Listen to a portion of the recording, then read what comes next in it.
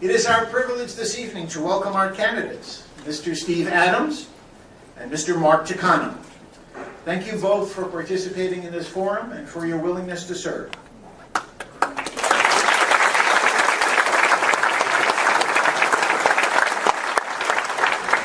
Okay, I'm going to let everybody get away with that one, all right? But here's the thing. If I ask everybody to reserve your applause for the end, you'll smile at me politely, but you'll probably applaud anyway. So let's try to control it as much as we can within the realm of enthusiasm, right?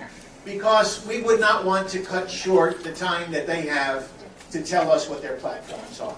So to the extent that we can be enthusiastic, but within those bounds, it would be helpful. I'd also like to thank the committee who worked to prepare this evening. We hope never to do it again, or at least for the next 2 years. Especially Sandra Richards, from the director of our OSHA program, and Mark Manalang from the UCR School of Public Policy. And staff members from the respective campaigns. I see Justin, I don't see Lou. Beth, is Caitlin here? An awful lot of emails and phone calls, and every now and then a slight disagreement that we had to work out. But look at this, folks. Nobody gets 400 people for an off-year election. So tonight is a success, and we hope that it'll continue to be a success as the evening moves on. As one of the fastest-growing UC campuses, UCR is fortunate to have its own School of Public Policy, which, as one of our sponsors for this evening, has provided 2 faculty members for our panel. So it's my privilege to introduce to you the founding dean of the UCR School of Public Policy and professor of economics, Dr. Anil Deolalikar. Welcome, Dr.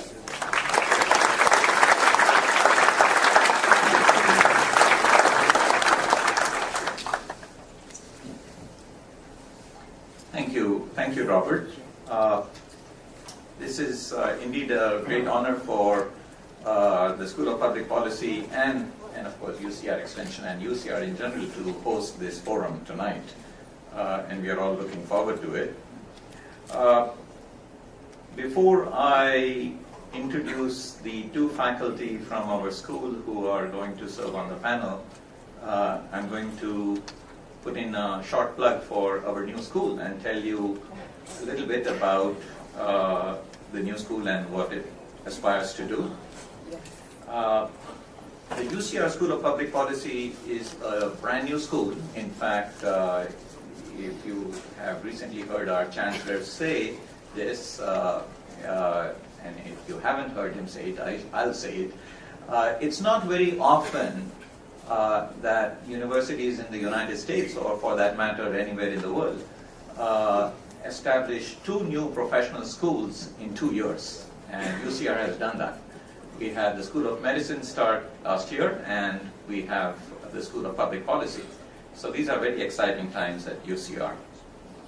The School of Public Policy was established in late 2012, and what our mission is really to prepare the leaders and problem solvers of tomorrow. People who can go out and address some of the biggest challenges facing our region and our country today. Problems such as poverty, energy security, water scarcity, pollution, crime and violence, educational underachievement by our children, and health disparities, and so on and on. We hope to bring the rich expertise that's available at UCR in many of these areas to bear on the problems that the region and the state and the nation face, and help policymakers solve these big challenges. UCR currently already has a public policy undergraduate program, a very popular one. We started it 4 or 5 years ago with 2 majors. Now we have close to 200 majors. And it is indeed the only UC of all the 10 campuses, it's only the only University of California campus to provide such an undergraduate program in public policy. Next fall, we'll be welcoming our first class of graduate students to the School of Public Policy when we launch our Masters of Public Policy, or the MPP degree program. This will be the first of several graduate programs that we'll be offering in the school, and we are currently recruiting high-achieving, idealistic, socially motivated students to be part of our inaugural MPP class. In future years, we will also be offering a joint MD MPP program, a Master of Science in Global Health, and PhD program. So we have big plans ahead, and I want to encourage you, if you know of any young people who want to get into public service, who want to do a program in public policy, please send them our way. We would love for them to be in our inaugural class, which will start next year. Teaching our students are world-class faculty, two of whom are here on the panel tonight, Professor Mindy Marks and Karthik Ramakrishnan. Mindy is an associate professor of economics and of public policy, and Karthik is a professor of public policy and political science. We have an interdisciplinary group of faculty members who hail from a wide range of areas such as environmental science, history, sociology, political science, gender and sexuality studies, and economics. And we are recruiting more faculty this year. We already have 10 faculty who joined the program, and we are recruiting 5 more faculty this coming year. We also offer our students a first-rate internship program, which was started by none other than former Riverside Mayor Ron Loveridge, who has joined our school. Through this program, we have partnered with 15 local and regional agencies, public agencies, to offer high-quality, policy-oriented internships to our best and brightest students. And finally, we have a very popular seminar series which brings renowned policy experts to campus. Most recently, just last Friday, we had the current administrator of the Federal Aviation Administration, FAA, Michael Guarta, who came to UCR to speak about the challenges facing the aviation industry in the United States. In the months to come, we will have talks by California Assembly Member Anthony Rendon, the Insurance Commissioner for California, David Jones, and former U.S. Labor Secretary Robert Reich, just to name a few. So I invite you all to attend these seminars. They are very stimulating, thought-provoking, and you'll get to hear some of the best speakers speak on big sort of policy issues facing California and the nation. So you can find out more information about these events and our other programs, as well as the School of Public Policy in general, by visiting our website, which is simply SPP for School of Public Policy.ucr.edu.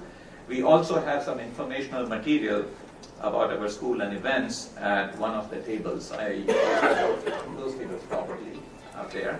So I invite you to grab a flyer on your way out. Again, thank you very much for your time, and we are all looking forward to this forum. And with that, I hand the mic back to Robert.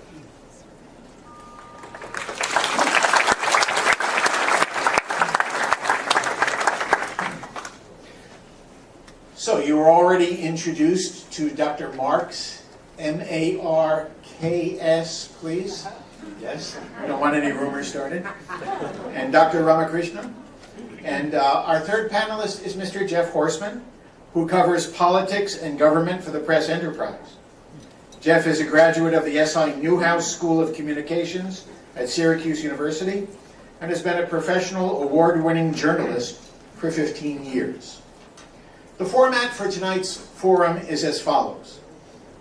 A list of questions has been prepared by UCR faculty and staff and made available to the candidates. In addition, each candidate has submitted one or more questions for the panel's consideration. We will also take questions from the audience. If you would like to submit a question, please write it clearly on one of the index cards we've made available and submit it to our UCR intern for the evening. Dante, please raise your hand. Dante is my son, and a junior at UCR, who can use all the financial assistance he can get, Dean Dillon. The questions will be vetted, and those considered most appropriate will be made available to the moderator. So if anybody needs a card, could you raise your hand? And Dante, can you start helping them? The forum will begin with a 3-minute opening statement by each candidate. As determined by a flip of a coin, Mr. Takano will speak first. Questions will be posed first to one candidate, who will have 1 minute to respond, then to the other candidate, who will have 1 minute to respond as well. The first candidate to answer will have the option of a 30-second rebuttal. The speaking order will be reversed for the next question, and so on. At the discretion of the moderator, an exchange may be extended in order to provide an opportunity for deeper exploration of the issue. After each round of questions by the panel, one or more questions from audience members will be posed by the moderator, following the same pattern of discussion and rebuttal. The forum will proceed until approximately 8 o'clock. Hopefully somebody has the score of the Denver-San Diego game. Will let me know every few minutes, please. Okay? The introduction of our candidates. Mr. Steve Adams. Mr. Adams grew up in Riverside and attended Riverside Community College and the University of California at Riverside. He joined the Corona Police Department in 1971 and started and ran numerous companies ranging from international sales to financial consulting. He remained active in finance until his first election to the Riverside City Council in 2003, where he is now serving his 3rd term. Welcome, Mr. Adams. Mr. Mark Takano is a graduate of Harvard College.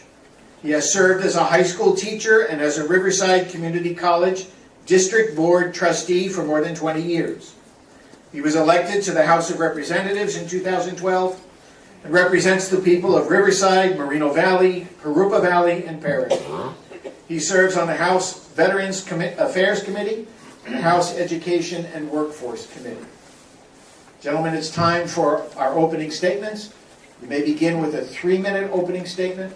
Mr. Takano, please.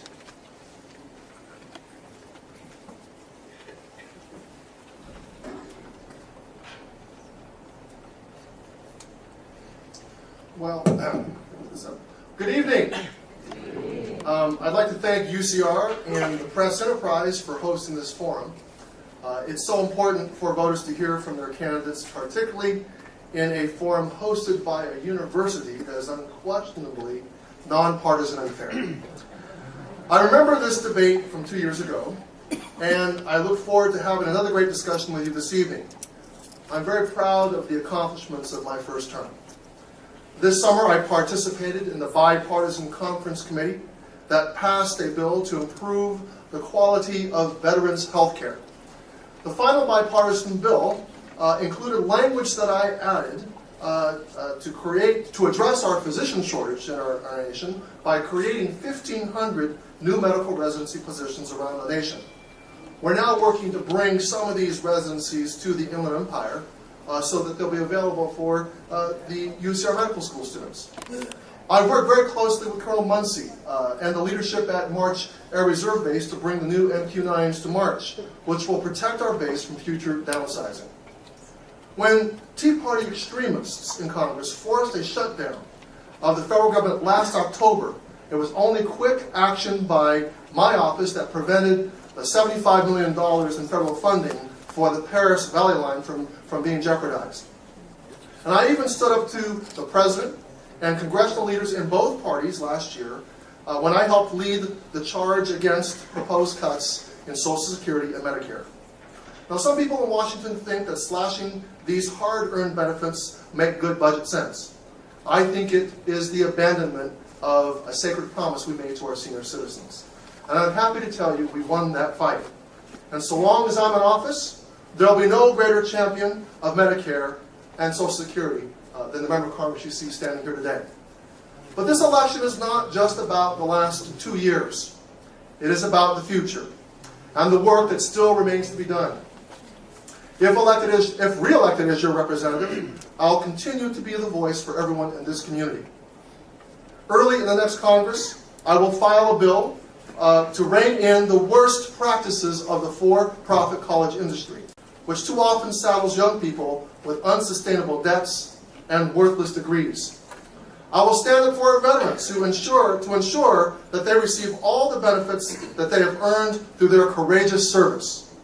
And I will fight for the equality of every American, no matter their age, no matter their religion, no matter their ethnicity, or who they love, because these are the values of our community.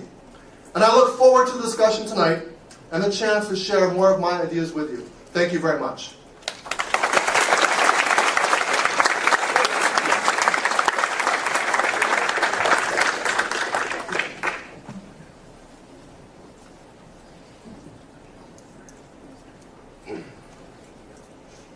Good evening, everybody. Excuse me. Good evening.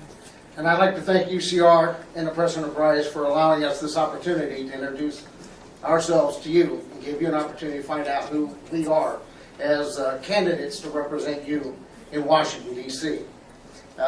Some of you may have noticed earlier I was on crutches. I broke my foot this morning.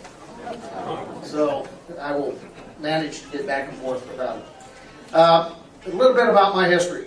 I first came to Riverside in 1958. My dad was in the Air Force and stationed out at March Air Force Base. As was stated earlier, I went to school here from grade school through high school, RCC, UCR, and I spent my first year in law enforcement in the city of Corona, but I spent 15 years with the city of Riverside, on the Riverside Police Department, on the gang SWAT team. I spent the entire 15 years working gangs. I was retired in 1985 from injuries and wounds I received in the line of duty. I went into private business. I've been a private business owner, small business owner for 30 years. And in 2003, I was elected for the first time to the Riverside City Council. The city of Riverside was not doing well back then, and many of you that have been around for a while will know what it means. Every one of our parks were in disarray. The city was losing jobs and money. Downtown was dead and stagnant. And we needed to make a change. We needed to get people with business minds onto the council. And we created, and I helped write, what was known as the Renaissance. We spent $1.8 billion over a 6-year period transforming this city and this region so that we would be competitive with Orange County, with LA County, with San Diego County, with Northern California, because no jobs are coming from outside of this state to this state. And it was essential for us to keep the jobs that we have here and for us to be able to go out and recruit new jobs and companies to come here. We had to change the industry of the Inland Empire, Riverside. It was home building and agriculture. Both died. Both are still down. I'm not sure when we'll come back. We'll try and grow Riverside. We're going to see if we can revitalize agriculture. The other is home building. It will come back, but not at the level that it was, and certainly not enough time to employ people. So we changed the industry to high tech. We brought in high tech research and development and manufacturing businesses. Then we fought for years and spent millions of dollars to bring the University of California, Riverside Medical School here. And that is bringing jobs here. High paying, long-term jobs that do not cycle. And those high paying jobs are the jobs that you students are going to be wanting to have. Because right now, there are no jobs for you. And that is my pledge, is to bring jobs here. In the effort at the City of Riverside, we were named the #1 job creator in the nation. Highest paying new jobs in the nation. 8th best place to live and have fun in, and the 2nd best place for technology. We have done that job. I want to continue to bring in jobs here, continue to make us competitive with the rest of this state. Hopefully we can transform this nation by cutting taxes, letting small business have an opportunity to thrive and to move forward and to continue bringing jobs to this area, save the ones we have. That is the pledge. It's the jobs, it's our economy, it's public safety. My experience as a police officer, as a business owner, and as a city councilman uniquely qualifies me to continue doing those very things I have been doing for the last 11 years as your councilman. Thank you for having me here tonight.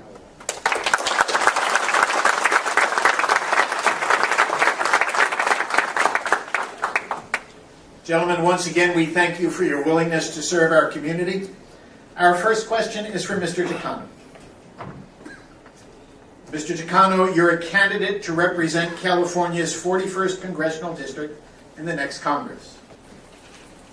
Please name 3 specific benefits you will bring to the district during the next 2 years. And please explain how you will succeed in bringing those benefits here in light of our current gridlocked Congress. Well, first of all, anyone who stands up on the stage that says they can guarantee 3 specific legislative accomplishments in the next term is lying to you, given the climate in Washington. But in spite of the dysfunction in Washington, I was able to accomplish some good things. $3 million in benefits for our constituents. $75 million saved for the Paris Valley Line. Preserving the mission of March. But my priorities for the next term will be to pass a 5-year transportation bill, which will mean jobs, which will shore up the 80 bridges that we know are in disrepair in our county, to restore basic scientific research funding for the University of California and research universities across the nation, and to pass comprehensive immigration reform. It's going to be tough to do, but it will be impossible to do if you send my opponent back to give the Tea Party a mandate to slash more science funding, which they've done in the last 2 years. Mr. Adams, the same question? Would you like me to repeat it? No, I And I would understand. Okay? All right. Well, as I stated earlier, I want to continue to save the jobs we have here and bring new jobs here. For the last 11 years, I've worked on transportation. I do the transportation for the city of Riverside. I serve on Riverside County Transportation Commission. I was appointed by Dianne Feinstein to her Goods Movement Task Force. I'm the only elected allowed to serve on that. And I was appointed by Congress, first by Democrats, to write our first national policy and plan and to find funding. I was able to bring $300 million to our region for grade separations and improvements of the negative impact of the goods movement through here. Why is that important? Because that is the reason we can't bring jobs here. It had a negative impact on our quality of life. So by improving our transportation issue, we were able to start to bring jobs here and be competitive. We kept the people that want to keep the people here that are here, but continue to bring new jobs. Again, we were named the #1 job creator in the nation. And the problem confronting the 41st District is jobs. It's the economy. And what is affecting that is transportation. We have nothing but negative impact because of the goods movement. 49% of all the goods that are imported and exported in this state come through here with no financial benefit to us. We need to turn that around into a positive where we can manufacture goods here, we're centrally located, and we can ship from here. But we don't warehouse from here. Now, I worked on the Paris Valley Line for 11 years. That funding was set aside and guaranteed. Mr. Takano came in at the very end. Ken Calvert worked on that for years with me and other people. He did not work on this. He just managed to bring the check in when it came at the end. He fought it. He supported a lawsuit to stop it. And when we settled in court, then and only then would he support the Paris Valley Line. Thank you. Very misrepresenting for you to say that. Thank you.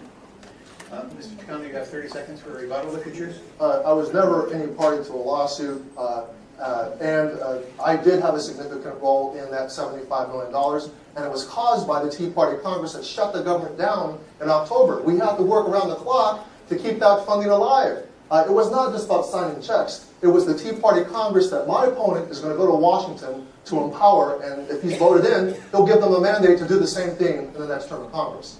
Thank you. All right, next question is from Mr. Horstman of the Press Enterprise. The question is for Mr. Adams. The 2010 Citizens United Supreme Court decision curtailed limits on campaign financing. Today, candidates often spend most of their time fundraising, which critics say makes them more responsive to donors instead of constituents. Would you support campaign finance reform? And if so, what will be its major components? Yes, I do support campaign finance reform. I see there's something back here we're supposed to sign for not taking checks from big business and unions. I believe if you look at Mr. Takano's funding, that's where it came from. My funding has come from private citizens and small business owners in this region. We did not raise the amount of money that Mr. Takano did because I didn't go to big business. I didn't go to the unions to get support. I went to the people that live here, the people that work here, the people that have jobs and put people to work here. to get their support, and that's where I raised my money, was from here. I'd like to see transparency. I would like to see individual donations only, and that you have to identify who you are and how much money you gave. That's your First Amendment right, to support the candidate you want to support with as much money as you want to. But I don't believe in unions supporting, because they take money from individuals without their permission, and they identify the candidate that best supports that union management. It does not speak to the rank and file of those unions. I oppose that. The same thing with big business that have PACs. Thank you, Mr. Adams. Thank you. Mr. Chicano? Well, I think that Citizens United was wrongly decided. It was based on the premise that corporations are people. Corporations are not people. People are people. And I have joined in signing on legislation which would reverse Citizens United. I'm glad that Mr. Adams believes that we should not have corporate donations. If we take corporate donations off the map, which this Supreme Court decision makes impossible to do right now, I'd be open to discussing whether or not we would also remove union contributions from the map. But right now, the unions are one of the last forces that protect the middle class. They are overwhelmed by the donations that come from the Koch brothers and huge corporations. And they amplify the voice of the rich. The current system amplifies the voice of the rich. I want to ask Mr. Adams if you'll join me tonight in signing the pledge to get big money out of politics. If you'll sign against the unions as well, absolutely.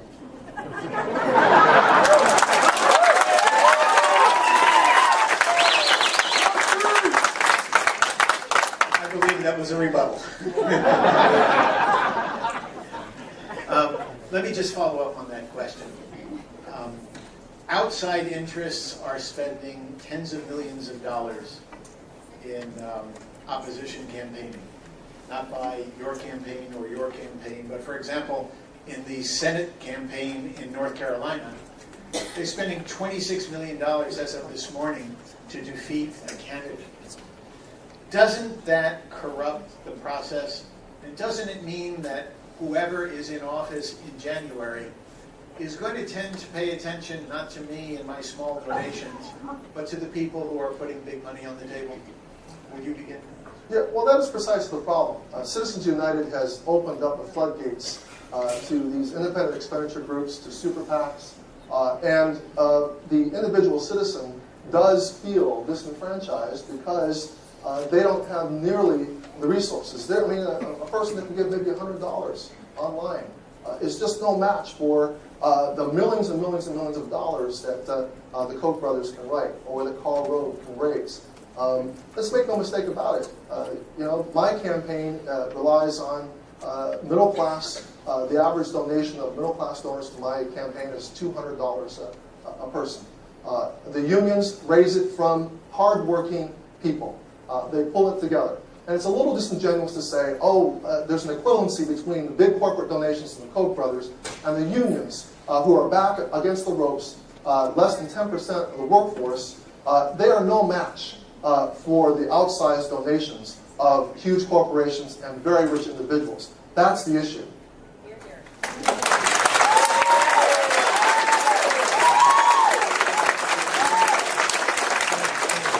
I knew you were going to pay attention to my request for no applause. Mr. Adams, would you like to respond?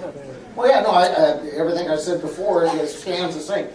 When they started to allow corporate, and they call corporate people, to donate, it was because the unions had an advantage. And once again, having worked in the union, I think I can answer this, and worked on the police association. When you can order people to put money in, that they don't have a say-so as to who they want to be supported, that's inappropriate.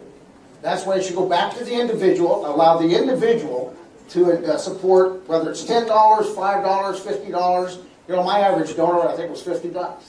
That's okay, that's great. That means they got down, where it hurt, and they made that $50 to help support because they wanted somebody who was going to fight for the individual's rights, for your rights. Because when you are a member of an organization and you've taken their money, you are obligated to them. You should be obligated to the people that you represent, that you took an oath to represent. I didn't take an oath to represent an individual organization. I take an oath to represent the people of the 41st District, and that's who I will represent as individuals. so that your voice will count. Not big business, not unions, not people that have no stake in what happens in this region, other than to better their position. And I think we need to make that reform so individual donations should be all that we are allowed to receive. Thank you very much, Mr. Adams. I'd like to remind the candidates to please stay within the time limits. I know that's not going to happen either. And folks,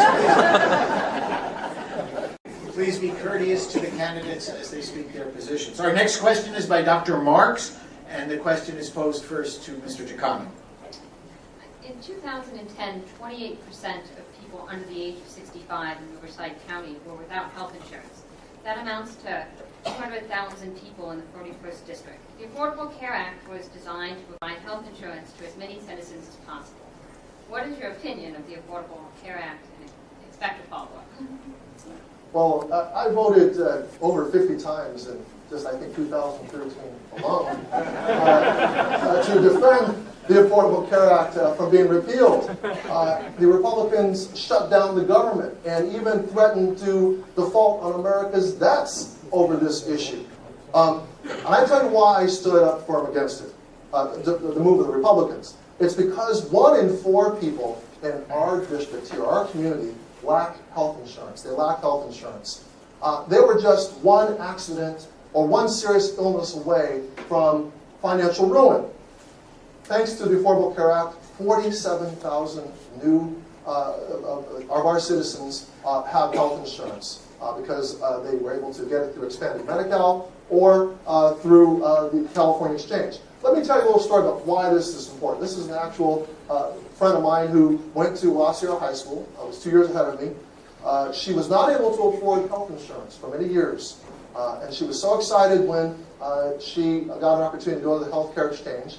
And with the tax credits and the subsidies, she was able to afford a policy for the first time in a long time. She went to a doctor here in the Inland Empire. I thought we had extended discussion. 1 minute. Oh, extended discussion meaning back and forth. So. Okay. All right. I'll stop. Okay. Mr. Adams, you're first. And then I should have said this at the beginning. This question has been identified for extended discussion because it's in the news so much. So there will be more back and forth on this particular question, whether, I don't know if Dr. Marks will agree. Go ahead, Mr. Adams. Okay, regarding the Affordable Care Act, there are a couple of points about it that I think are good. That the students can stay on until 26. Previous illness is not an exclusion. I used to work in the insurance industry, and that's very important. I think we should be able to sell insurance across state lines and even internationally. You know, most of our insurance is backed by Lords of London. So it's an international insurance. If we can put the private sector back in charge, because government doesn't work good. It doesn't do this well. It's inefficiency.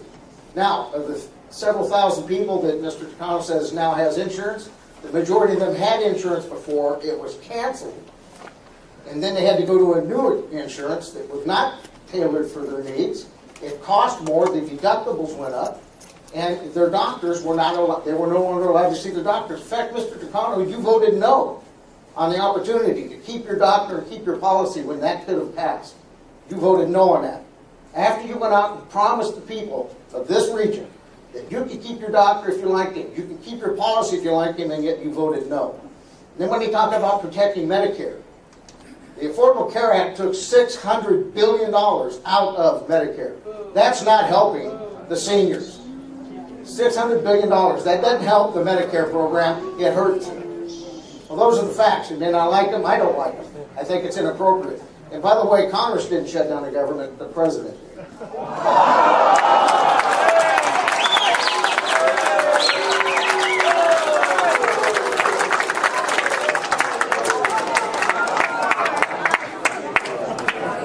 Thank you, Mr. Adams. Mr. Giacano, would you like to respond? Well, you know, Mr. Adams has a penchant for living in a talk show, conservative talk show reality. I mean, this whole thing about he likes the no pre-existing conditions. But that, you know, if you were an insurance agency, in an insurance business, you would know that to be able to tell the insurance companies, you cannot discriminate against anyone with a pre-existing condition and take on that risk, you have to expand the premium pool.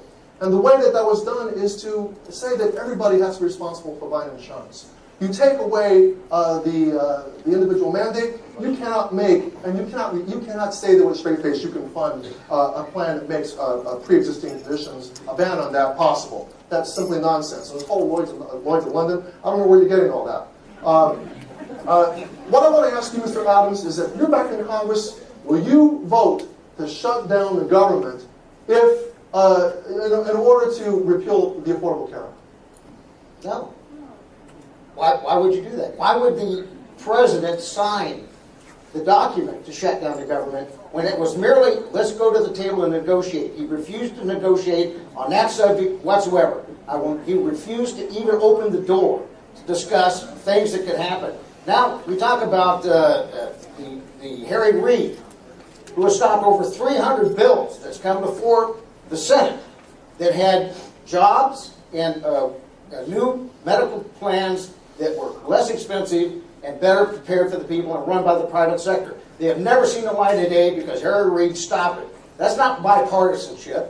Those are things that all of us probably could have benefited from. Let's look and see what they are. He hit them, he shut them down, and they haven't gone out. That's shutting down the government.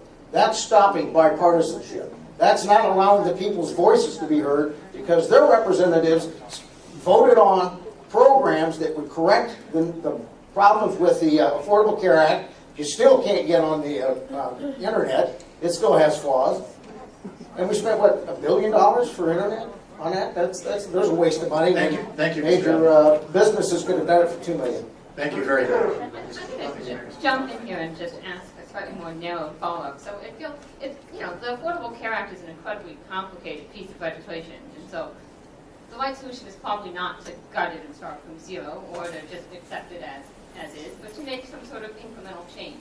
So could each candidate tell me if you were going to just pick a piece of it that you wish to alter and replace it, and eliminate or replace it with something else, what would that change be? Well, Single payer wouldn't be a small incremental change. Well, here's the thing. I have to say that he was talking like Ted Cruz. The kind of way he tried to place the blame back on the president instead of the intransigent, Tea Party caucus. I'm very clear that that's the caucus he'll belong to. But the big change I would make, Professor, or the little incremental change, is that I would try to find a way to increase the number of medical residencies all across the country. The 1,500 I got inserted in the Veterans Health Bill was a significant thing because we have been frozen with medical residencies under Medicare and Medicaid since 1996, and the federal government funds nearly 100% of them. 90% of that budget comes from Medicare and Medicaid. That means we have a shortage of doctors. We have an acute shortage of doctors here in the Inland Empire. One of the problems with the Affordable Care Act is the narrow networks here covering California. We need to increase the supply of doctors so that people, when they get insurance, are able to more easily get appointments with their doctors. Thank you. Mr. Adams, please. Well, one of the things that I would like to see done in an incremental thing is get the IRS out of it. No business involved in your medical life. Look at the corruption you're seeing with what they're doing with the IRS and targeting certain groups. Whatever organization you're within, the IRS should be totally independent and unbiased. That has been proven that it is biased, that it has been manipulated and used to target groups, Tea Party or otherwise, regardless of who it is. If we get a Republican president, will you support the IRS going after liberal organizations? They shouldn't be allowed to do it. The corruption within the IRS is overwhelming. They've lost all their records. Now, if everybody in this room loses their tax records, is that okay? No, it's not. And it shouldn't be for the federal government to protect the malfeasance that happened in there. So the IRS should not be involved in it. Plus, we haven't put on the employer mandate. That is a job killer. That's why it's been postponed until after this election. The bills that are going out now, those that haven't purchased insurance, they're just now getting ready to go out, but they're also holding those until after this election, so that you don't know the true cost of the Affordable Care Act and what it's going to cost in jobs. You know, our small businesses barely got their heads above water. One more tax, one more regulation, one more oversight, and they're going to close. And that means lost jobs, and even those business owners are going to have to go on some form of subsidy. So I don't agree with this part of the Affordable Care Act. The things that I did point out I think are good, but it needs to be changed, if not dropped out. But if we can't even negotiate across the aisle to look at opportunities and options, how are we going to do that? And that's what's been going on so far. The Senate has the majority lead, and it will not look at any options to correct, improve, or change the Affordable Care Act. I think that's inappropriate.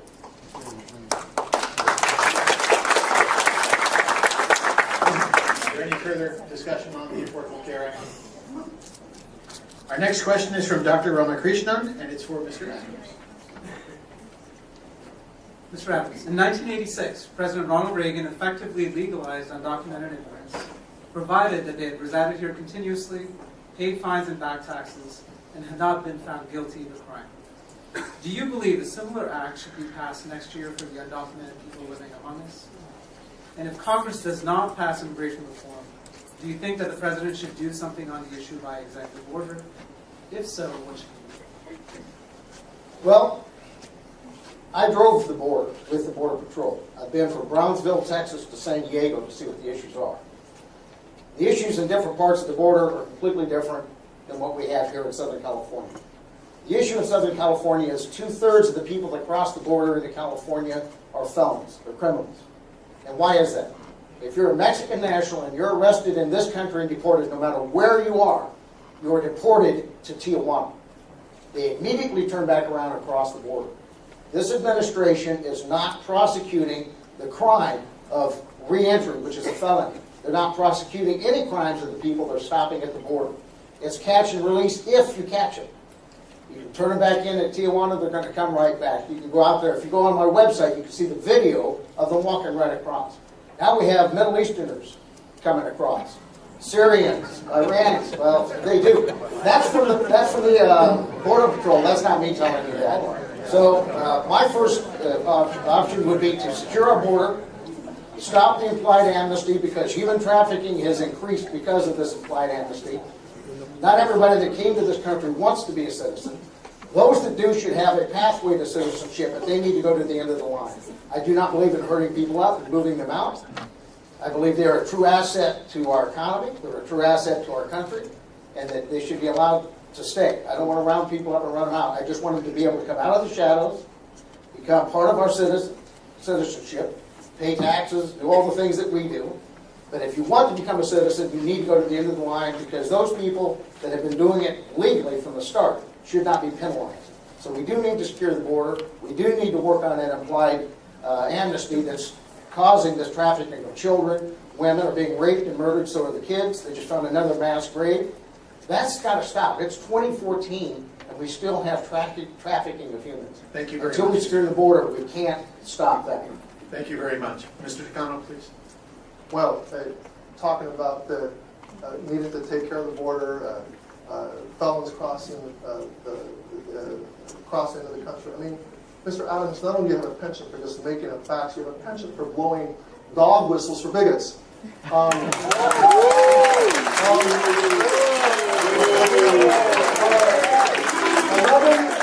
11 million people in this country under the Comprehensive Immigration Bill. Here's the thing. You're using border security as an excuse not to do comprehensive immigration. The Comprehensive Immigration Bill puts $40 billion into border security. If it were brought to the floor right now, it would have enough votes to pass this House of Representatives, even though it's controlled by the House. It's the procedural fig leaf that's preventing that from happening. 2 Republican members in the Central Valley have already said they would vote for this bill. Everything you said that you want is in that bill, including an earned pathway to citizenship. It's not amnesty. That's also another dog whistle. It is not amnesty. It's a 13-year pathway. The people who apply for provisional resident status must pay fines, their back taxes, and they have to work. They cannot access any means-tested government program. They're working all the time and paying tax money without any benefit back. I think after 13 years, they deserve a shot at citizenship, and they would have to do that after the backlog has been cleared out. So they would have to go to the backlog line, but after a 13-year process, I think they deserve a chance at citizenship.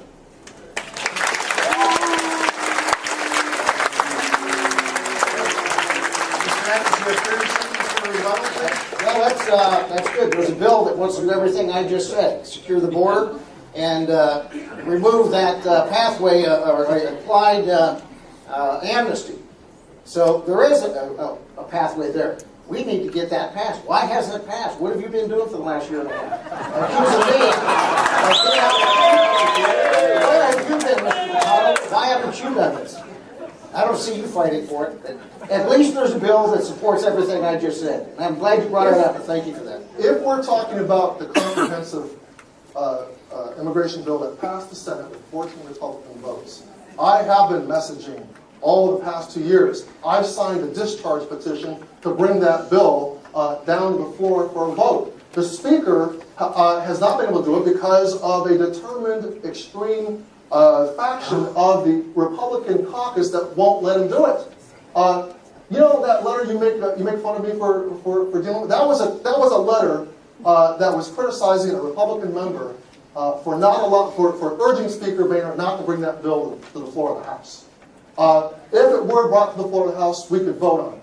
The obstruction is with the Republican caucus that is controlled and driven by Tea Party members.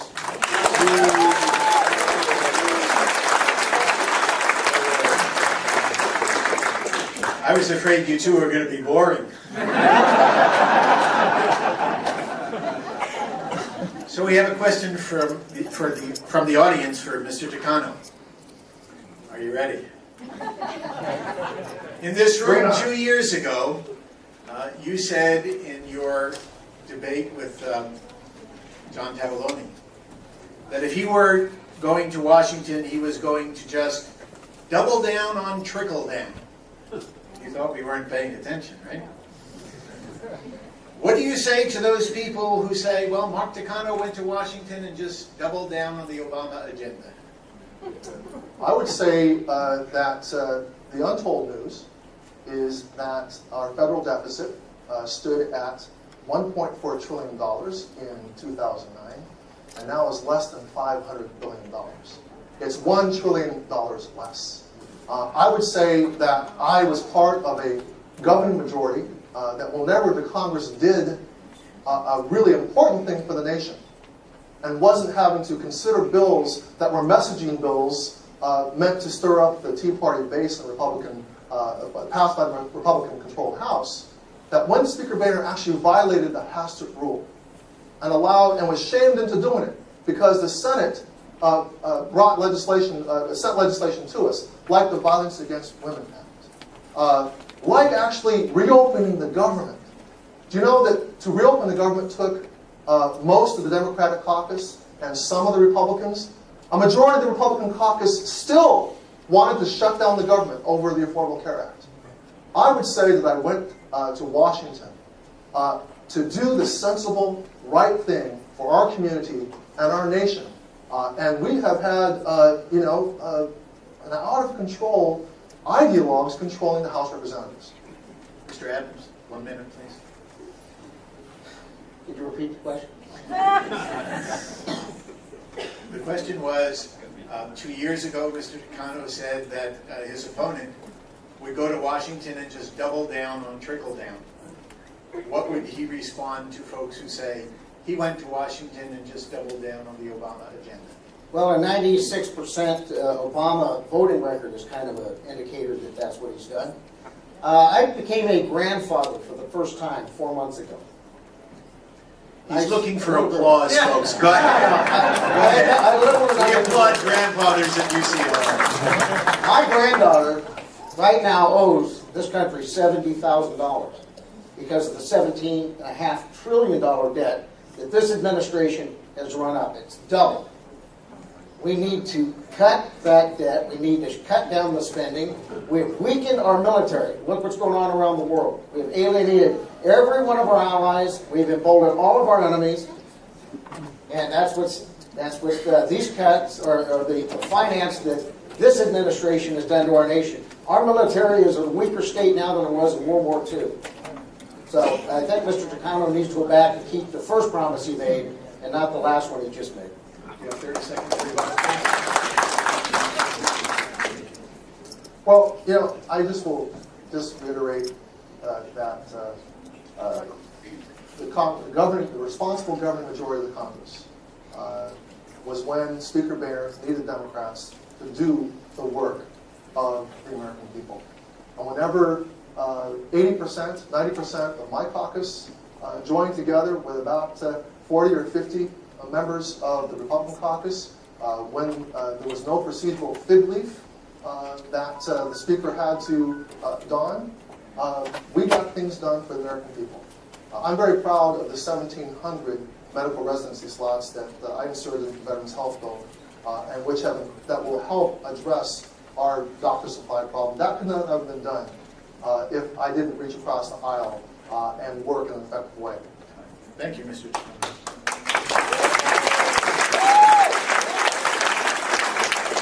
Our next question is for Mr. Horstman, and the question is to Mr. Adams. The United States and allies are now bombing Islamic State targets in Iraq and Syria. Do you support this intervention? And if so, would you cooperate with the al-Assad regime and or Iran in order to eliminate ISIS?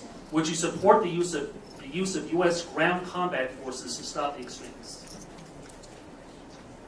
I do support the bombing.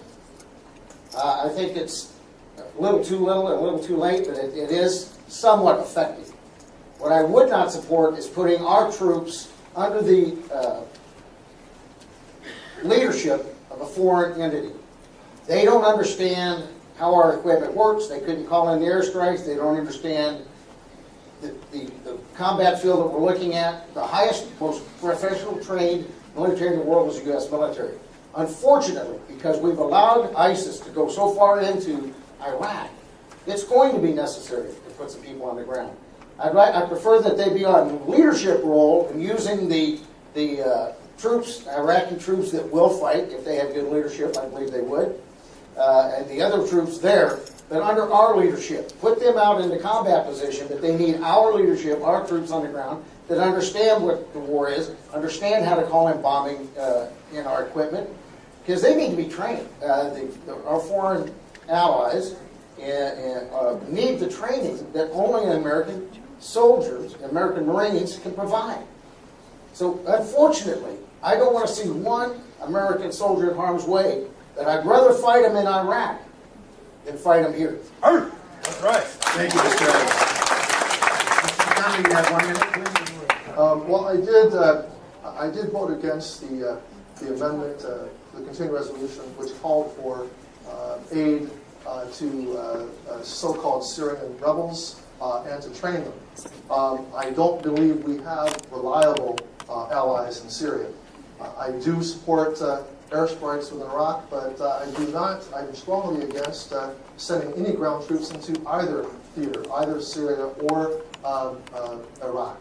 I do believe that Congress needs to do its job and debate a new authorization for the use of force. The current authority that the President is drawing from is an authority that was passed more than a decade ago to address a different situation. I believe Congress must debate this immediately after the elections to clarify what our commitments are going to be. If we're going to be engaged, the American people, through their representatives, need to know exactly what the risks are, how much it's going to cost, and whether this is a wise thing. So I believe strongly that we must authorize anew this authority. Thank you. Mr. Adams, would you like to? I agree. I think Congress needs to go back to session. They need to come up with a plan, and they need to pass that plan. And that plan must be for victory, not just to maintain and sustain. It's for victory. I want our troops, if they have to go in, fight to win, and come home. And we're never going to do that with the sustain or management type plans and programs that are out there. Right now, we don't even have a real program or plan. And that's inappropriate to put our people in harm's way. You know, those pilots, if they get shot down or crash, they're POWs. We've seen what they do to the POWs there. So we already have them in harm's way. We need to make sure there's people on the ground that can protect them should they have trouble. So I think the Congress must go back to session. They must pass an act of war and set the ground rules on how the path to victory, the fastest path to victory. Thank you. I'd like to follow up on that. President Obama last year drew a line in the sand. And then apparently that line became invisible.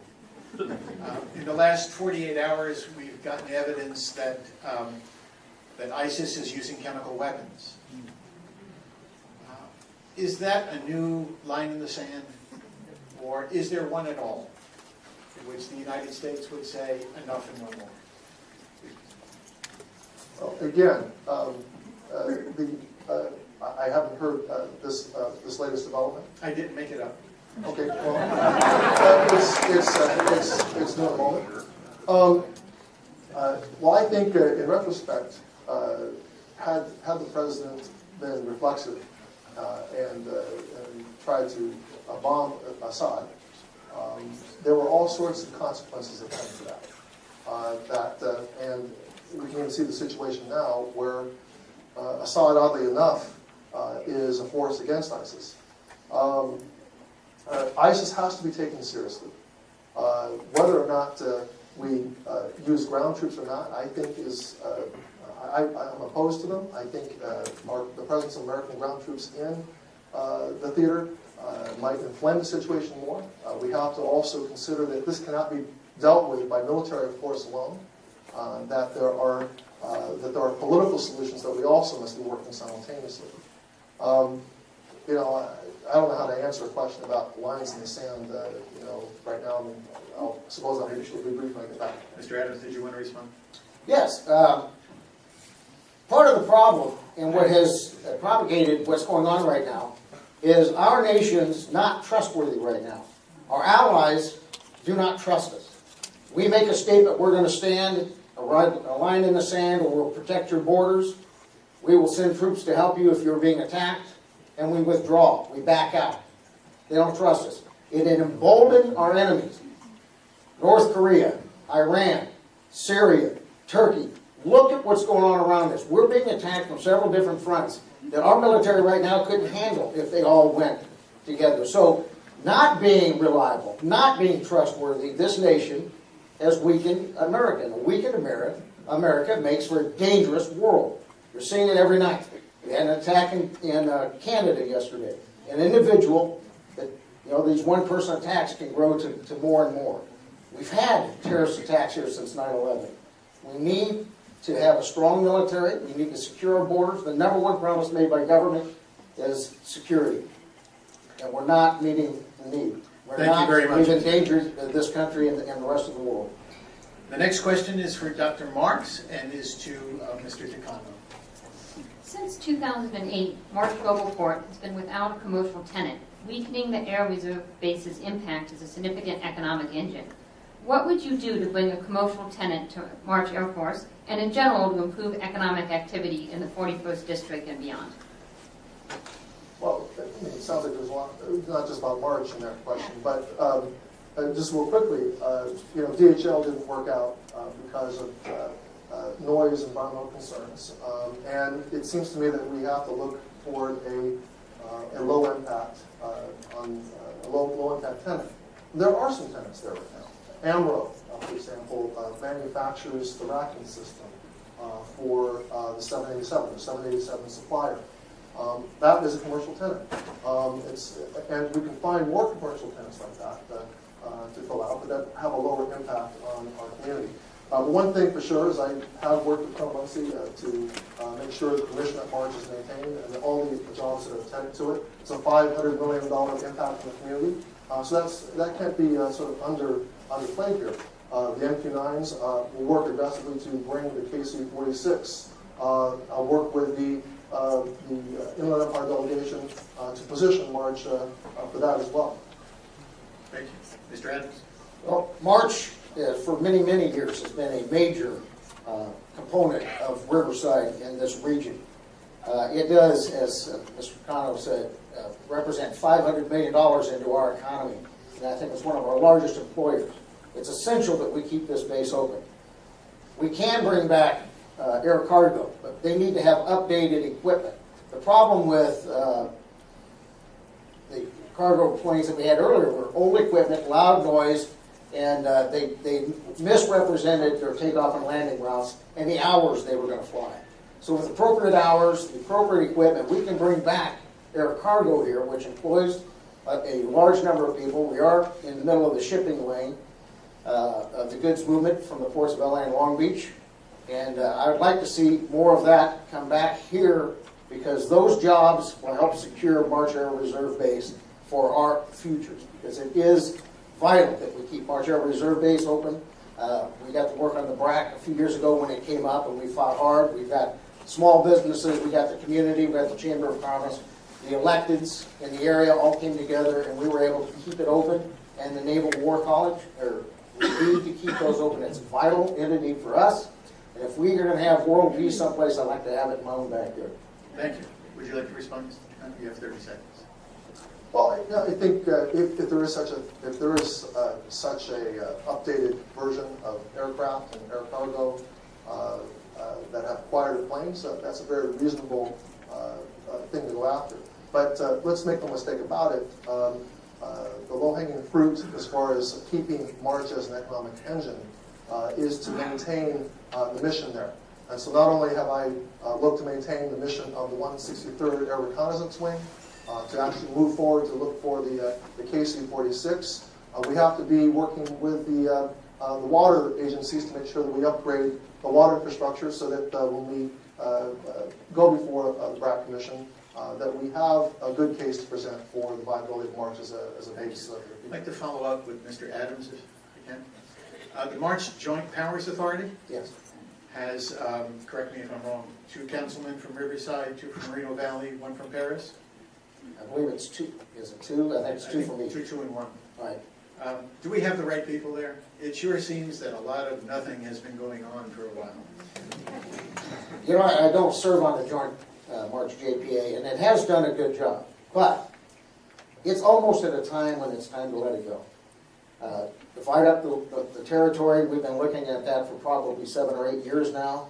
If they could get the approval of the different cities, the county of Riverside, Moreno Valley, Paris, and the city of Riverside, to work together, and I think it's time that we can allow the JPA to dissolve itself, and then the private sector, each individual city will be better prepared to deal with their own property and their own issues.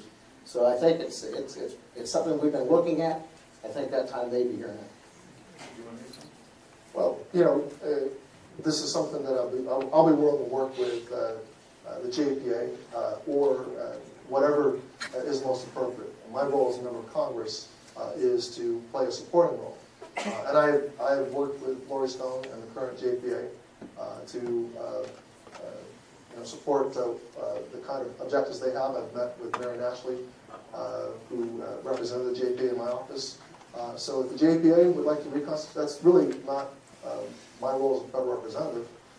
The local governments, I have to respect what the local governments decide to do in terms of how they organize themselves. Thank you. With base. My next question is by Dr. Ramakrishnan, and it is for Mr. Adams. Hispanics or Latinos are now a majority in the Inland Empire. Beyond the issue of immigration, what are the kinds of issues that you have found to be of importance to Latino voters, and what concrete kind of outreach have you done for the Latino community? In my district, as a city council member, it's 58% Hispanic. Some of the programs that I've worked since I was a police officer in 1971 to date is to keeping kids out of gangs, off of drugs, and in school. Out of my office, we free teach English as a second language to parents so that they can get engaged with their students, with their kids. Before, they couldn't even call in and say your child was sick. They're afraid to come down to the school. After 3 years, the dropout rate has gone down and the graduation rate has gone up with this free program that we teach English as a second language. The outreach is huge to get with these kids to participate in soccer, different after-school entities. We rebuilt every park in the city so that we have programs before school and after-school programs for our kids that make sure that they get a meal. That may be the only 2 meals they get, is that one in the morning and one in the afternoon that is provided by the school through our system. So we've partnered very well with the school system. I've worked with our Hispanic community, again, to get the parents involved. It was a cultural issue, not bad teaching, not bad schools. Some of our kids, this is the first generation to go to high school.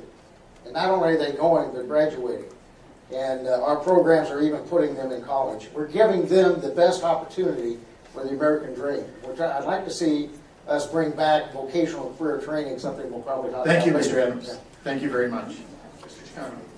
Well, I'm very proud to be a member of a political party that has the confidence of a majority of women, a majority of ethnic minorities, including Latinos.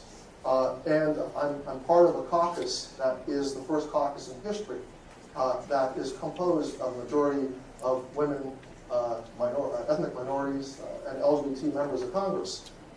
And the way that you will reach out is you have to really listen, and you have to listen to their needs, and make their agenda part of your agenda. I've pursued an agenda of better education, better housing, better economic opportunity. And I would say to Mr. Adams, escuchemos la voz de la gente. Necesitamos trabajo, necesitamos escuelas buenas, necesitamos una reforma migratoria.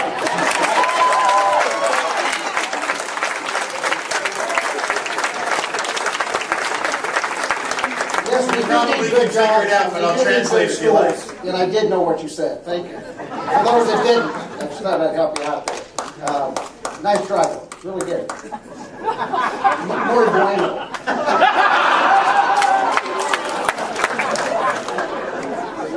Is there any follow-up from the panel? We have Well, I mean, so I do want to ask specific. Part of the question was to ask about specific concrete instances of outreach. So, going beyond the kind of issues that it's up, could you talk about specific kinds of meetings with organizations in the district that represent Latinos? Well, I meet with the parents. We went out to first get an outreach to the parents, go out, sit down and talk to them in their homes to explain to them why it is so important that their kids get a high school education. They may not go to college, and they wouldn't even have an opportunity to college if we can't get them through high school. So that's a pretty good outreach. We went to the parents, we went to the churches, because they are very committed to their churches. So the Queen of Angels, we went out and met, had multiple town hall meetings with the people, non-English speaking. Most of my staff, in fact, I believe I'm the only non-Hispanic member of my program, my campaign. So we have the outreach to go out to the people and speak to them in their language. Assure them that there's an opportunity for them to get their kids an education, and that when they get that education, there'll be an opportunity for a job. And the concrete thing was to provide the free English as a second language opportunity. They didn't have it. They don't have it in downtown Riverside. We have it in Ward 6 and 7 because I put it there.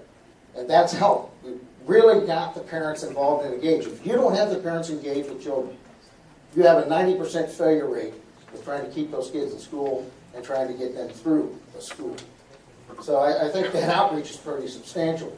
The gang outreach has been substantial. We've kept kids out of gangs and off of drugs. And again, our dropout rate went down and our graduation rate went up. And I think that's the marker of a success of working with kids in school. Well, I'm proud to say that I have numerous members of my staff that are bilingual and speak Spanish. We have held an event, two events actually, related to When Women Succeed, America Succeeds. And we did A Woman Succeeds, America Succeeds in Orlanza in Espanol. We made sure that we had translations available for the participants. I have given speeches on the floor of the House to show my solidarity with the community in Spanish as well. But I know something about this community. I know that among Latino voters, 70% of them, over 70% of them, want comprehensive immigration reform. It is a simple measure of respect that the representative who comes from this district not only talk about housing and education, but go to the mat for his constituents in getting comprehensive immigration reform passed, because it's about keeping families together. It's about respecting the community. Thank you. Mr. Adams, would you like to respond in 30 seconds? No, I mean, like I say, 58% of my ward is Hispanic. The majority of that are non-English speaking people. I meet with them daily. I work with them daily and weekly. And the outreach we have with them has been received well and had great success. If we're seeing kids graduate that wouldn't even stay in school, I think that's a great measure of success. And that's where we need to get them, is through school and into a job. We need to bring career training back to our schools, because most of these kids will never see a day of college. 70% of the people will never spend a moment in college. Thank We you need very to much. prepare them for jobs when they get out of school so they can be productive citizens, not wards of the state or county. Thank you very much. There's a question from the audience for Mr. Chicano. Do you support raising the federal minimum wage? If so, why and how? If not, why not? Yeah, well, I, of course, support the minimum wage. I believe that any person who works 40 hours a week in our country should not have to live in poverty. And raising the minimum wage to $10.10, which is the current proposal before the Congress, would actually be in line with what California has already put into effect. We're on track. We're gliding toward a path toward a high minimum wage of at least $10. Anybody who represents the state of California in Congress should want the rest of the country to at least meet California's minimum wage to make ourselves competitive. But it's not about competitiveness. It's about lifting people out of poverty. Already 60 major studies have shown, economic studies have shown, that the raising the minimum wage actually will not decrease jobs. Most of the people who are minimum wage actually are above the age of 26. A great number of people on minimum wage are also women.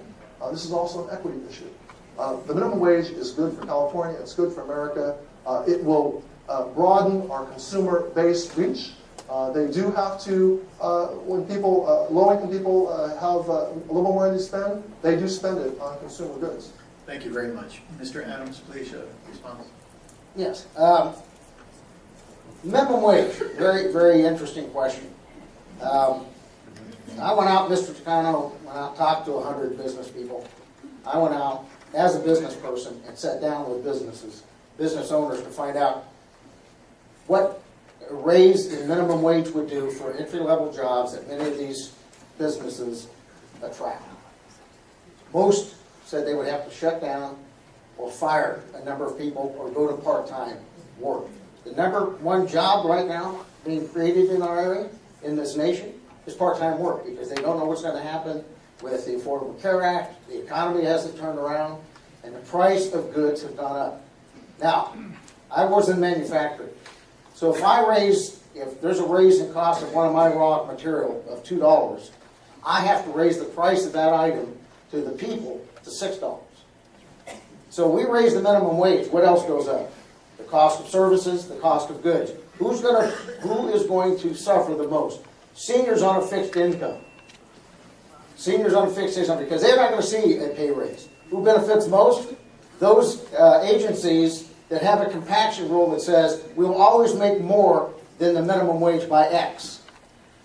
They have negotiated that, and so if they get a pay raise, if there's a minimum wage pay raise, they automatically get a pay raise. Again, the cost of goods and services are going to go up exponentially.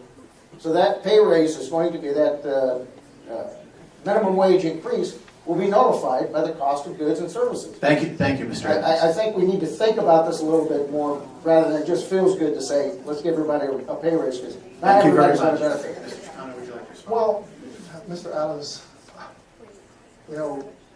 for Walmart to pay a living wage and take slightly less profits will not raise the cost of their goods significantly. That's already been established. The raising the minimum wage is not going to result in the kind of inflation of goods that you say. Simply to make Walmart, a large company like Walmart, to actually pay a large minimum wage would mean they would be lifted out of poverty and off of the public assistance programs that the rest of us are funding. We are subsidizing companies like Walmart who refuse to pay a living wage.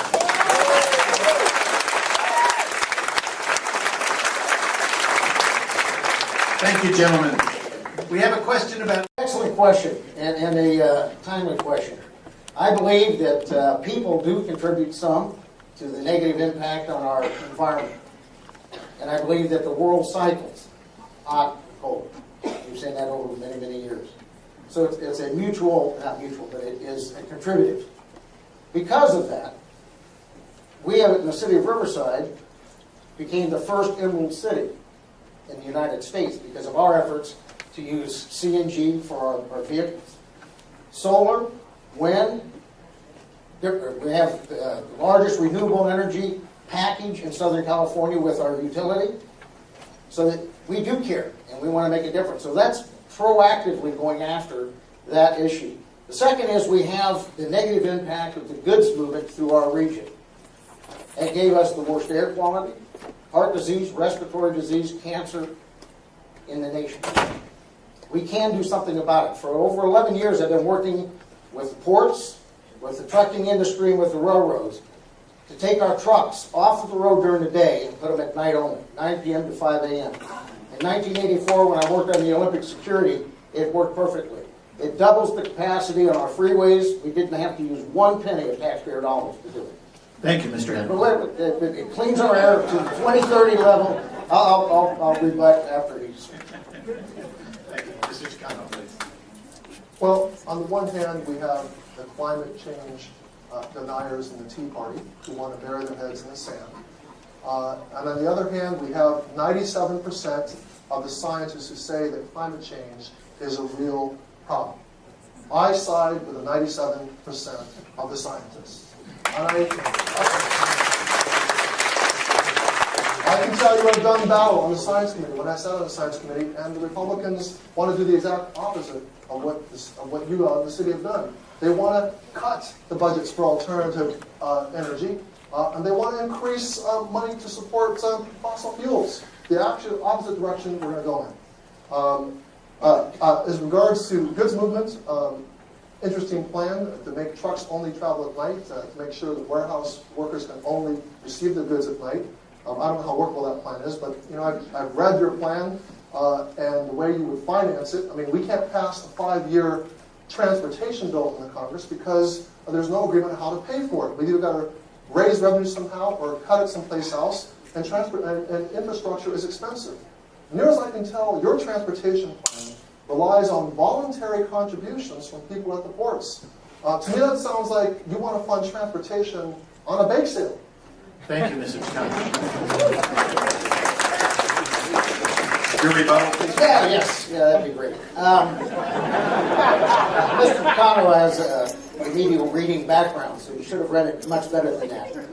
The ports of LA and Long Beach and the ports of our nation have agreed to do a container fee if they can do as a non-for-profit so that the money that they get will pay for the improvements at the port dockside and the curbside. That's us, where we're negatively impacted.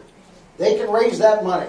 The ports of LA and Long Beach alone could raise $800 million a year if they just did a $50 container fee, which they're willing to do if the other ports will do it. We've already put in place the non-for-profit to set that up, to get them in the position so each port and each goods movement corridor, and we are part of the Long Beach LA corridor, we would give that money, private money, raised, not 1 penny of tax, to help pay for grade separations and road improvements and bridge improvements. No tax dollars needed. Now, to take the trucks off the freeway during the day and put them on at night, no tax dollars, no eminent domain. What we're doing right now between Riverside and Orange County, $1.3 billion, and took 20 years to do it. In less than a year, we could duplicate just what they're doing with not 1 penny of tax dollars. Thank you, Mr. We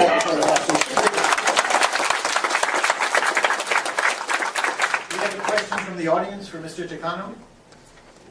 What action are you willing to take to assist veterans who have been incarcerated for crimes directly related to their military service? Yeah, I think that question relates to Sergeant Tamaresi, and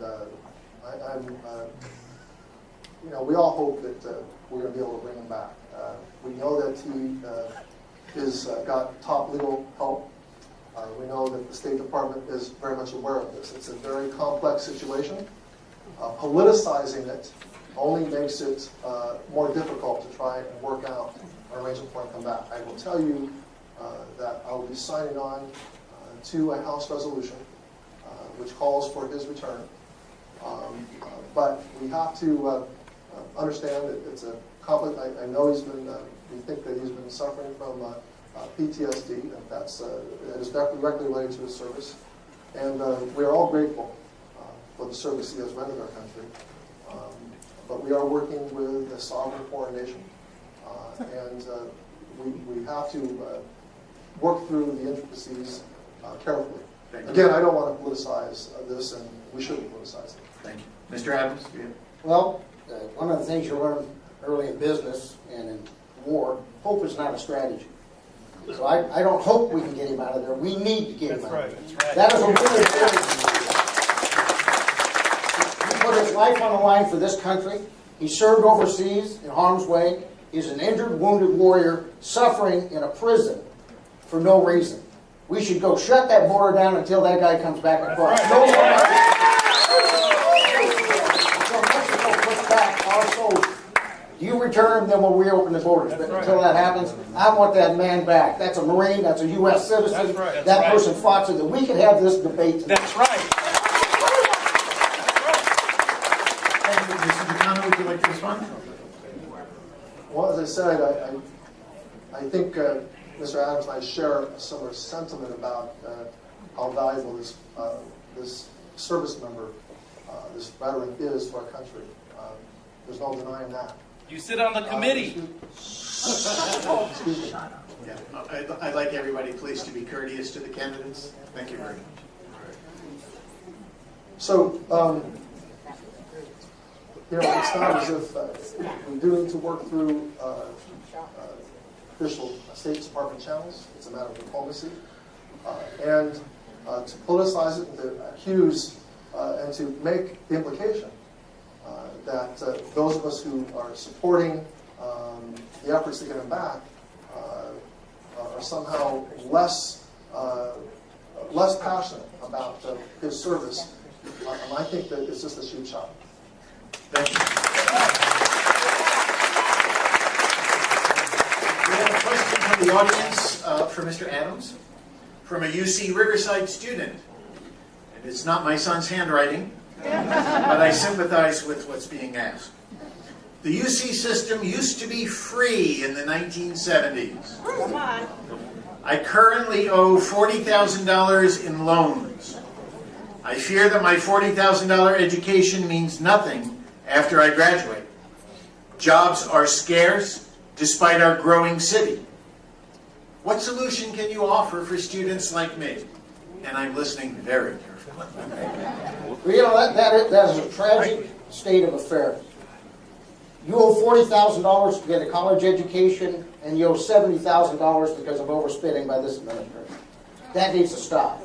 The interest rates on your loans are outrageous. It should be 1 or 2%, something akin to what we do in a GI Bill. The better our young people are educated, the better our nation is, the stronger our nation is, the better our economy is. I have brought jobs here. I will continue to bring jobs here. 17,000 jobs since I've been on the council. We as the city of Riverside brought 17,000 jobs to this region. And we're going to continue to bring those jobs as your representative. That's the difference between a politician and a representative. A politician talks about it, and a representative does it. And I want each one of you to know that there's a possibility of a job when you come out. He said 26-year-old was the average wage or a person on minimum wage. You know why that is? There's no jobs. The economy's stagnant. Small business can't hire new people, can't grow. We need to allow small business the opportunity to grow. We need to bring those jobs here. That's why we brought high-tech jobs to match your education. Thank That's why you, we Mr. brought the Adams. medical school here. So to match your education and have a quality of life and job for you when you do get out of school. Thank you. Would you like to respond, Mr. Chacon? Yes, thank you. Well, I do believe that California, and it's a California issue, needs to recommit itself to public higher education. We need affordable community college, affordable state colleges, and affordable UCs. When I graduated from Harvard over 30 years ago, the amount of debt I had to repay was about $12,000. And it's because Harvard was matching the financial aid offer of the UC. I was able to go to Harvard for the same price. And the UCs back in those days were really much more reasonable. Let me just go back to this idea of the jobs ready for the recent grads. We've had a tough go of it here in the Inland Empire. And the reason, is we always, as a region, we tend to come out of recessions much more slowly. And we had a great big recession. But because of the policies of the Tea Party Republican Congress, we are coming out much slower. Their austerity slash budgets have meant that our recovery has been much more tepid than it needed to be. If you want continuation of these policies, I'm afraid that if you send Mr. Adams back there, he'll just join that same continuation of austere policies. Thank you very much. The next question is from Mr. Horstman, and it's for Mr. Giacomo. Speaker Boehner has adopted the so-called Hastert rule, according to which no bill should be brought to the floor of the House unless the majority of the majority party will support it. Used by both parties, this rule can effectively undermine bipartisanship since the majority party requires no votes from the minority to pass legislation. Do you support the Hastert rule? Why or why not? Well, the Hastert rule is what has broken this Congress. Through use of their procedural control of the House, Speaker Boehner has not allowed a majority in the House to work its will. Only on exceptions, and I mentioned this before, only when the U.S. Senate, when it passes a strongly bipartisan piece of legislation and the public hears about it, and the Speaker and the Republicans look really bad, does the Speaker override the Hastert rule and allow a vote on the floor. And an example would be Superstorm Sandy, $60 billion to help the northeast of our country, was stopped by extremists in the Republican Party. The Violence Against Women Act was stopped because it would help LGBT couples, it would help immigrant couples, and it would help Native American couples. That was the silly reason why that bill was being objected to. Of course, when it was brought to the floor, it passed overwhelmingly. Again, the vote to restart our government was still voted on by a majority of the Republicans against restarting our government. This is not responsible. And of course, the big thing that's being held up by the Hastert rule is comprehensive immigration reform. And that's why I would, if you send another Republican back to Congress, you'll give the Tea Party a mandate, and that's just going to be bad for America. Thank you. Mr. Adams, you have 30 seconds for a rebuttal. Well, I'm not a member of the Tea Party.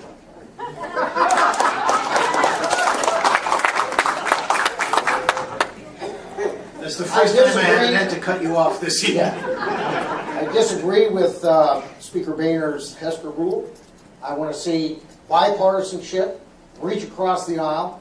For the 11 years I've been going back to Washington, D.C. for transportation for this region and bringing back money here, it was because I had a relationship with both sides of the aisle. As a city councilman, I'm apolitical, so I was not a threat. As a representative, I will be. I'm a Republican. The majority of the House is Republican. It's better to have a Republican that can work within that system than have a Democrat that's alienated the Republicans and can't work within that system. It has made itself unable to represent our region. Somebody that can work with both sides of the aisle, somebody that has a proven record of bringing the goods back, and someone that has not alienated the majority of people. But I disagree with that rule. I think it should be the majority vote. I think it shouldn't be the majority of the majority. Thank you, Mr. Adams. The next question is by Dr. Marks, and it's first to Mr. Adams. Well, I'm happy to answer my question, but I'm also, you guys are much better behaved than my undergraduates who'd let me know, that it's 8 o'clock and you'd be packing up your bag. So my question is about fracking. So hydraulic fracking has helped the U.S. increase its oil production from 5 million barrels per day in 2008 to 8.5 million barrels per day in 2014. The potential for fracking has been identified in LA, Ventura, Kern, and Santa Barbara counties. Environmentalists point to groundwater contamination, risk to air quality, mishandling of waste, and potential health effects. Do you support hydraulic fracking, and if so, how would you propose to regulate it, if at all? Am I first? Oh, I support energy independence for the United States of America. World War I was started over oil. World War II was started over oil. Look where we're at now. If we had energy independence, we could relieve the Western European countries from under the thumb of Russia. We could work with other countries to sell. Look at North Dakota. They have a 1 or 2% unemployment rate. Their minimum wage is $15, not because they raised it. It's because jobs were made. Jobs were created, and the economy there made it possible. Yes, I support drilling for oil. I support drilling for natural gas. I support wind and solar. Until those meet the full need, we need those other things. Why not make it ours, keep the costs down, bring jobs to our nation, strengthen our nation, and make us independent, so we're no longer dependent on our enemies or those who wish ill of us to get our raw materials, our oil and our natural gas. Thank you so very I do much. support energy independence for the United States. Thank you. Mr. Chicano, your response? Do I support fracking? No fracking way.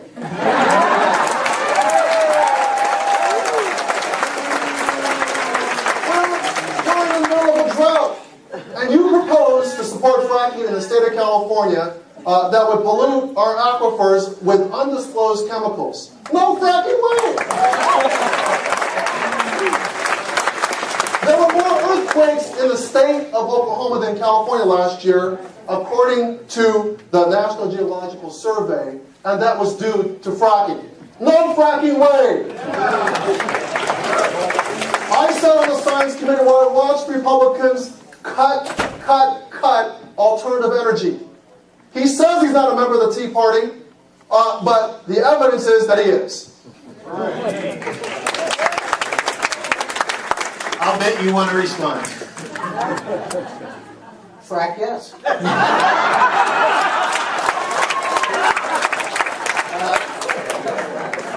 Fracking hasn't caused earthquakes. That was an asinine statement. So, an outrageous statement. I am not a member of the Tea Party. I'm American, citizen of the United States. And I'm blessed with the fact that I have Democrats supporting me, independents supporting me, Green Party people supporting me, the Clan of State supporting me, Republicans of all kinds. So to target some group that you think it has a negative impact, to try to pigeonhole me with that, I find that very offensive, because that is not who I am. That's not how I've gone. Thank you. Thank you very much. Our final question before the closing statements is by Dr. Ramakrishna, and it's to Mr. Chicano. So this is an issue that that affects California in a pretty significant way. Since 2011, Congress has not appropriated money for high-speed rail in California. At the same time, California is forging ahead with plans for high-speed passenger rail between Northern and Southern California. In your opinion, what is the best way forward on high-speed rail for Well, I believe that the California delegation must work as a unit to support California's intention to move forward high-speed rail. I've traveled to Europe, and I've traveled to Japan, where they connect their major population centers with high-speed rail. And even though it's not perfect, the route may not be the most ideal. We do have to respect local jurisdictions with regard to how we can get the right-of-ways. We are not like China that can just bulldoze through and get a project done in just a few years. But we have a whole process. I believe that it is the first step, and we must take that step, and we must work together as a delegation to make sure that these funds will go forward. Mr. Adams, your response. I work on transportation. I worked on the high-speed rail for California, for Texas, and national. I'm adamantly opposed to the Bernie Madoff high-speed rail to hell that they're trying to build in this state. A high-speed rail cannot go over a 4% grade. You can't go 250 miles an hour uphill with steel wheel and steel rail. And you can't stop a train coming downhill at 250 miles an hour with steel wheel and steel rail.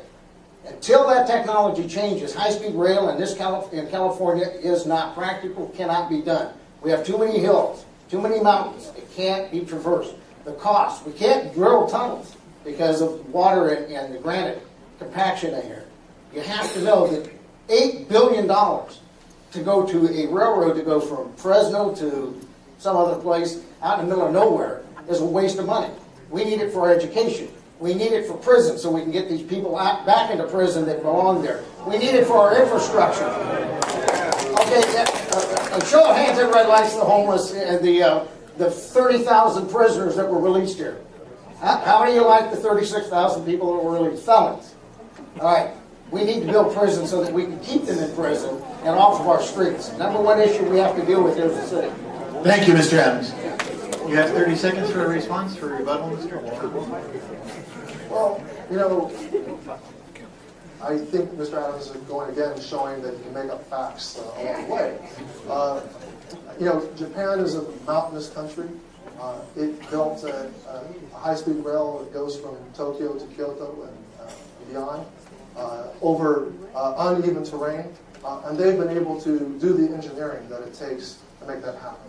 I believe that we do have the engineers and the technology and the workers that can make this a reality, and it's something that we should be doing to improve our infrastructure for transportation in our country, to move people efficiently and quickly. Thank you. We've reached the end of the question and answer part of our evening. I'd like to thank both candidates for giving us a frank and honest discussion and for making us laugh every now and then. By agreement, there will now be 2 minutes for each candidate to give a closing statement, and we will begin with Mr. Adams. Well, again, I want to thank UCR and the Press Enterprise for this opportunity to show the difference between Mr. Takano and myself, to help you make a better decision on who you would like to have represent you. My main issues are jobs, economy, public safety, better education for our kids, to make sure that they will have an opportunity for the American dream when they get out of school. We need to bring back career and vocational training, mentorships and internships, to give them an opportunity to see different types of careers, to get their passion built, and get them educated and trained and ready to go to work when they come out of school. I will continue, and that's the key word of my campaign, I will continue to bring jobs to this region. I will continue to stimulate the economy. I will continue to work with our kids to give them the best possible education and have jobs for them when they get here. I won't play the hope game, because hope is not a strategy. The reality is we need jobs here, and I know how to bring them here. I've been bringing them here, 17,000. We'll continue to bring more jobs here. We need to work on infrastructure and transportation. I've worked on that for over 11 years with great success. This is a great area. We now work as a unified region. I created the joint task force with all the cities that surround Riverside so that we can economically work together instead of isolated from one another. We now show great success in bringing jobs here. If we don't have land for manufacturing, we send them to Paris where they do have land, or Moreno Valley. If we don't have the ability to do certain things in the city of Riverside, doesn't mean we shouldn't bring that to our region. We all benefit from that. They'll shop in our malls. They'll create more jobs. They'll live in our homes. They'll make us a better unified area. So I work across the lines here with the cities for 11 years with great success. I can work across the lines in Washington, D.C. I've done it for 11 years with great success. I would like to represent you. My time is 15 years as a police officer, 31 years as a small business owner, and 11 years as a city councilman. I know what the issues are that confront the people here. I know what the solutions are to help them with their issues and the problems that they have. And I would be honored to be able to represent you in Washington, D.C., to fight for you in Washington, D.C., as I have done here in this region. Thank you so much.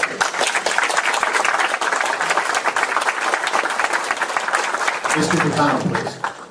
Well, thank you again for this discussion. I appreciate our hosts for their hard work on this forum, including those hosts that have to withdraw at the last minute. And I appreciate all of you for being here to take part in this debate. Tonight, I've had a chance to discuss some of my work on the issues that matter most to our community. Over the past 2 years, I've worked to maintain the mission at March Air Reserve Base, to protect Social Security and Medicare, to preserve $75 million in critical funding for the Paris Valley Line, and to bring nearly $3 million in federal funds and owed benefits back to our community. My office has held briefings for local entrepreneurs on grants, and I personally toured more than 100 local businesses to learn about the challenges that they face when it comes to creating jobs right here in Riverside County. I'm running for a second term because there is still so much left to be done. We still need to pass a 5-year transportation bill that provides the funding necessary to shore up and expand the infrastructure here in the Inland Empire. We still need to restore funding for basic scientific research so that we can make the most of the world-class research university we have right here at UCR. We still need to improve our public education system and protect students from for-profit, predatory for-profit colleges that provide little education and saddle young adults with crushing levels of debt. We still need to raise the minimum wage so that no one who works 40 hours a week has to live in poverty. And we can never stop pushing towards full equality for every American. 2 years ago, I was honored to be sent by this community to represent our district in the United States Congress. But I didn't go to Washington alone. Each one of you who cares about our region and our future was there with me as we fought to defend Social Security and Medicare, to end the government shutdown, and to honor the service of our veterans. I'm asking you to be with me again today as I run for re-election, because the choice in this election could not be more clear. In Congress, I will stand up for our community's values against the Tea Party extremists. My opponent will stand with the Tea Party against our community's interests. I am Mark Takano. I'm honored to be your congressman. And on November 4th, I would be honored to have your vote. Thank you.